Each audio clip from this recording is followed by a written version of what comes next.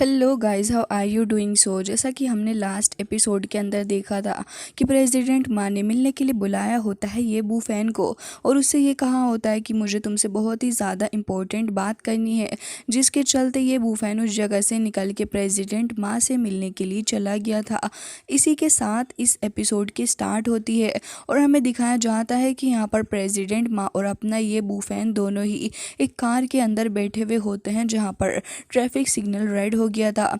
जिसके बाद ये दोनों के दोनों कार के अंदर बैठे हुए वेट कर रहे होते हैं। प्रेसिडेंट माँ काफ़ी ज़्यादा परेशान नज़र आ रहे थे और ऐसा लग रहा होता है कि वो किसी चीज़ की काफ़ी ज़्यादा टेंशन ले रहे हैं। तभी ये बूफैन उनसे पूछने लग जाता है कि आखिर क्या बात है, आप इतने ज़्यादा परेशान क्यों लग रहे हैं? क्या यहाँ पर कोई पेशेंट है? जिसके बाद वो कह रहे होते हैं कि हाँ, इसके बारे में तुमने बिल्कुल सही कहा। तैंग फैमिली के वो जो ओल्ड मैन हैं वो एक काफ़ी ज़्यादा क्रिटिकल सिचुएशन के अंदर हैं और मैं चाहता हूँ कि तुम यहाँ पर मेरी मदद करो तैंग फैमिली के एल्डर के लिए। जिसके बाद वो ये कह रहे थे कि वैसे तुम्हें पता है माइकिंग सिटी के अंदर तैंग फैमिली जो है उनका काफ़ी अच्छा खासा नाम है और ये लोग काफ़ी ज़्यादा रिच भी हैं, लेकिन यहाँ पर मुझे लग रहा है कि अभी जो उनकी हालत है वो बहुत ही ज़्यादा ख़राब हो चुकी है प्रेजेंट के लिए। यहाँ पर हमें काफ़ी ज़्यादा केयरफुल उनके लिए रहना होगा। जिसके साथ वो ये भी कह रहे थे कि असल में जो तैंग फैमिली है मार्शल आर्ट फैमिली है, तुम्हें नहीं पता, लेकिन यहाँ पर तैंग फैमिली के जो लोग हैं वो यहाँ पर मार्शल आर्ट्स को बहुत ही ज़्यादा अच्छे से प्रैक्टिस करते आ रहे हैं। ऑल्दो यहाँ पर वो जो ओल्ड मैन तैंग है वो ऑलमोस्ट 80 ईयर के हैं, लेकिन उसके बावजूद भी अगर तुम उनको देखोगे तो तुम्हें बिलीव नहीं होगा, क्योंकि वो बहुत ही ज़्यादा स्ट्रॉन्ग है। इस एज के अंदर भी उनकी हेल्थ भी हमेशा अच्छी ही रहती है, लेकिन 3 दिन पहले उनकी हालत काफ़ी ज़्यादा ख़राब हो गई। वो सडनली इल हो गए और किसी को भी नहीं समझ आया कि आखिर ये सब कुछ हो क्या रहा है, क्योंकि उन्होंने काफ़ी ज़्यादा पावरफुल एक्सपर्ट्स को भी हाजिर किया अपने सामने, लेकिन फिर भी वो सारे के सारे एक्सपर्ट्स भी कुछ नहीं कर पा रहे हैं। ये बूफैन, इसलिए मैं यहाँ पर तुम्हारे पास आया हूँ क्योंकि मुझे ऐसी उम्मीद है कि तुम शायद इसमें हेल्प कर सको। जिसके बाद यहाँ पर ट्रैफिक सिग्नल वापस से ग्रीन हो जाता है तो वो काफ़ी तेज़ी के साथ अपनी गाड़ी को आगे बढ़ा लेते हैं। जिसके बाद हमें दिखाया जाता है कि ये लोग अब तैंग फैमिली के घर के अंदर आ चुके थे, जहाँ पर काफ़ी सारे गार्ड्स वगैरह भी खड़े हुए होते हैं। वो तुरंत ही अंदर रिपोर्ट कर देते हैं कि यहाँ पर वो लोग आ चुके हैं। जिसके बाद ये बूफैन और मिस्टर माँ आगे की तरफ को जा रहे थे। ये जगह काफ़ी ज़्यादा ह्यूज होती है, देखने में बहुत ही ज़्यादा शानदार और लग्जीरियस नज़र आ रही थी। तभी हमें दिखाया जाता है कि यहाँ पर तैंग फैमिली के जो एल्डर थे उनका सन यहाँ आ जाता है और वो तुरंत ही आके कह रहा होता है कि मिस्टर माँ, तो आप फाइनली यहाँ आ ही गए। वो काफ़ी ज़्यादा परेशान था अपने फादर को लेके और बहुत ही ज़्यादा टेंशन में उनकी तरफ को ही देख रहा होता है। तभी वो कह रहे थे कि हाँ बिल्कुल, और ये भी कह रहे होते हैं कि वैसे मुझे ये बताओ तैंग फैंग आखिर मिस्टर बाय है कैसे, कि अभी भी उनकी हालत ख़राब है? तभी यहाँ पर हमें दिखाया जाता है कि वो काफ़ी ज़्यादा परेशान होते हुए अपने फादर की हालत के बारे में बताने लग जाता है और कह रहा था कि फादर ठीक नहीं है। इवन यहाँ पर वो ब्लड वॉमिट भी करने लगे हैं और अभी तक कोमा के अंदर ही हैं, बाहर नहीं निकल कर आ पाए हैं। आप प्लीज़ मेरे साथ जल्दी चलें। तभी यहाँ पर प्रेसिडेंट माँ उसको सहारा दे रहे थे और कह रहे होते हैं कि तुम परेशान मत हो, चलो अंदर चलते हैं। जिसके बाद यहाँ पर वो अंदर की तरफ को चले गए थे, लेकिन यहाँ पर ये बूफैन भी उनके पीछे पीछे ही आ रहा होता है।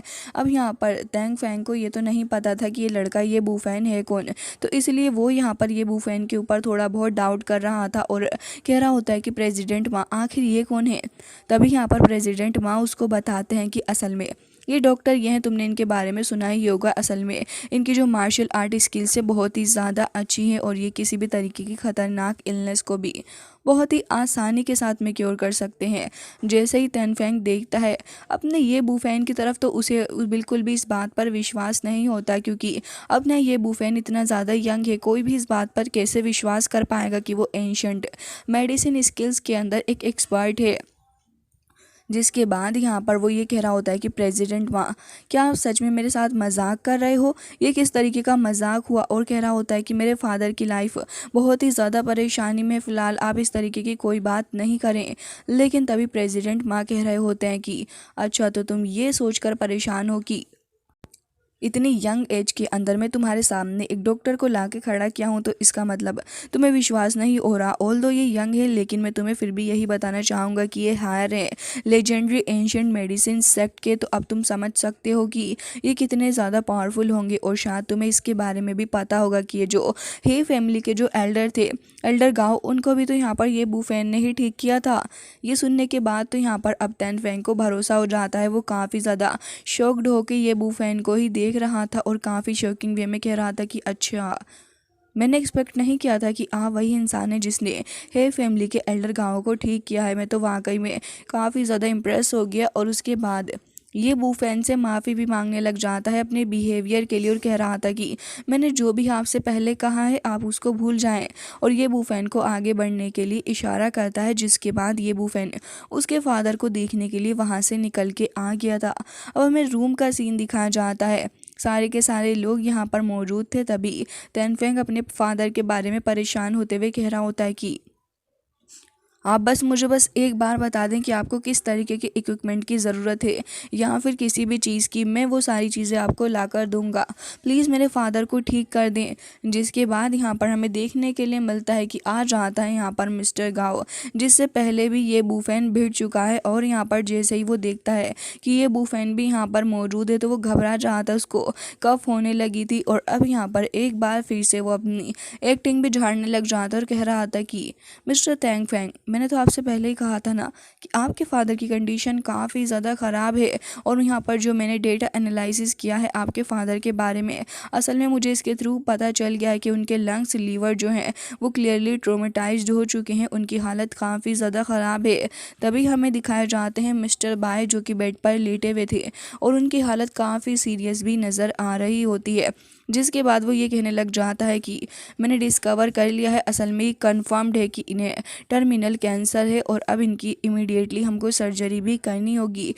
अगर हमने ऐसा नहीं किया तो फिर ये ख़तरे में आ सकते हैं। ये सुनने के बाद तो यहाँ पर वो थोड़ा शॉक्ड था, लेकिन अभी ये बूफेन भी यहाँ पर मौजूद होता है और वो उसकी जजमेंट का भी वेट कर रहा था। तो कहता है कि मिस्टर ये बूफेन, आप भी एक बार मेरे फादर को ज़रूर से ही चेक करें।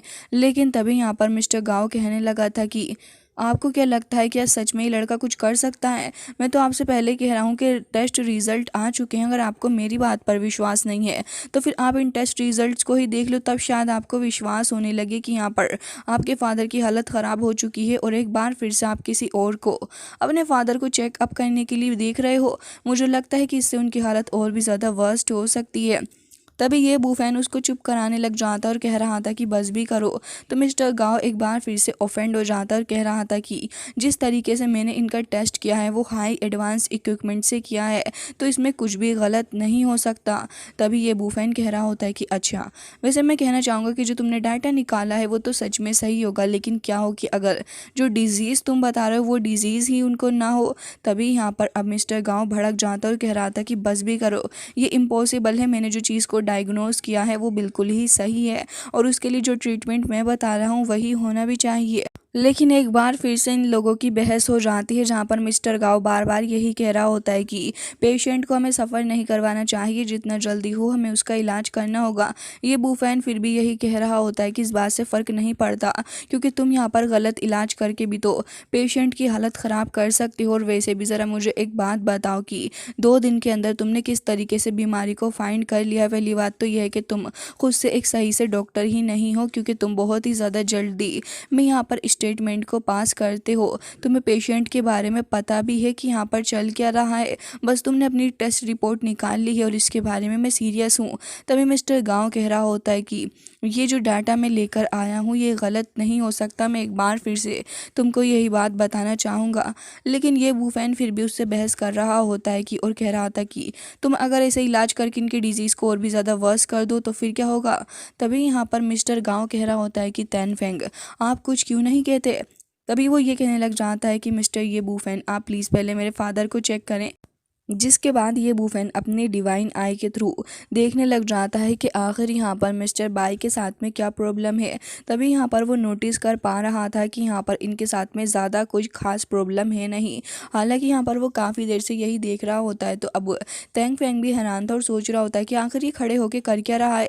वो आगे बढ़ता भी है, लेकिन तभी यहाँ पर प्रेसिडेंट माँ उसको रोक लेते हैं। और अब यहाँ पर ये बूफेन बता रहा था कि इनको कैंसर वगैरह कुछ नहीं हुआ है, बस एक इंटरनल इंजरी इनको हुई है। तभी मिस्टर गाओ हंसने लग जाता और कह रहा था कि फालतू की बातें मत किया करो, आखिर मुझे लग रहा है कि तुम कोई नोवेल वगैरह पढ़ के आए हो।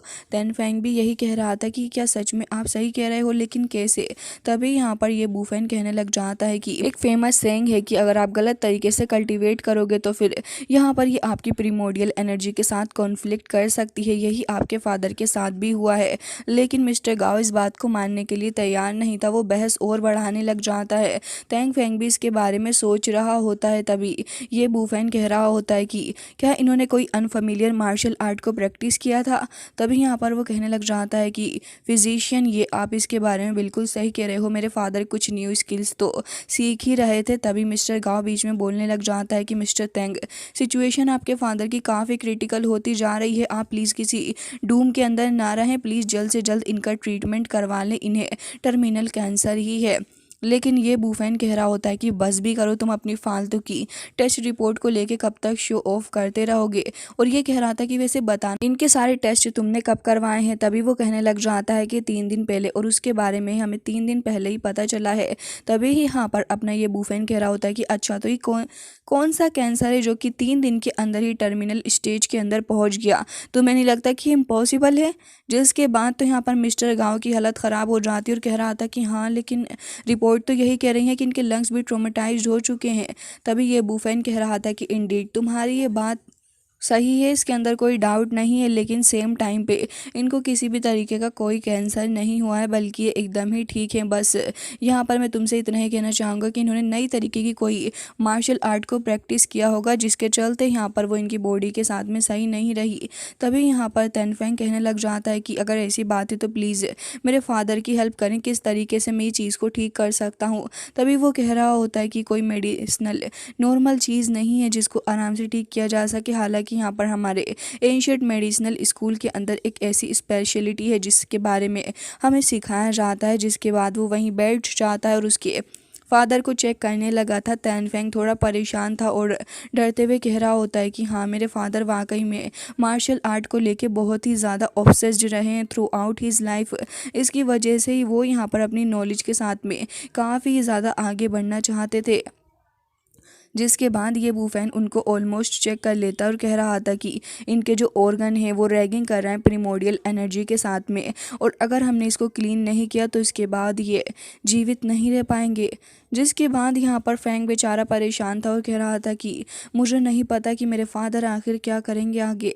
जिसके बाद ये बूफेन उस मशीन को ही बंद कर देता है जो कि वहाँ पर चल रही थी।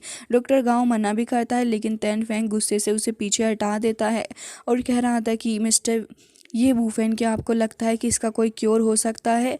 तभी ये बूफेन कह रहा था कि हाँ, मुझे इसके बारे में पता है और मैं ऐसा करके रहूँगा। बस यहाँ पर हमें अपनी कल्टीवेशन को और भी अच्छे से करना होगा, जिससे कि इनकी प्रीमोडियल एनर्जी के अंदर जो पावर मौजूद है वो ठीक हो पाए। जिसके बाद तेन फेंग कह रहा होता है कि मेरे फादर 10 साल से भी ज़्यादा लो स्टेज के अंदर रहे हैं, तो मैं समझता हूँ कि यहाँ पर अगर ये ब्रेक थ्रू भी नहीं कर पाए तो इसकी वजह से इन्हें काफ़ी ज़्यादा ऑब्सेशन इससे हो रहा है। तभी ये बूफेन कह रहा होता है कि इन सारी बातों को छोड़ो, मुझे पता है कि अब आगे इनका क्या करना है। और गाइस, इसी के साथ आज का ये एपिसोड हो जाता है एंड। आई होप कि आपको पसंद आया होगा। मिलते हैं नेक्स्ट वीडियो में, तब तक के लिए bye bye, take care of your self.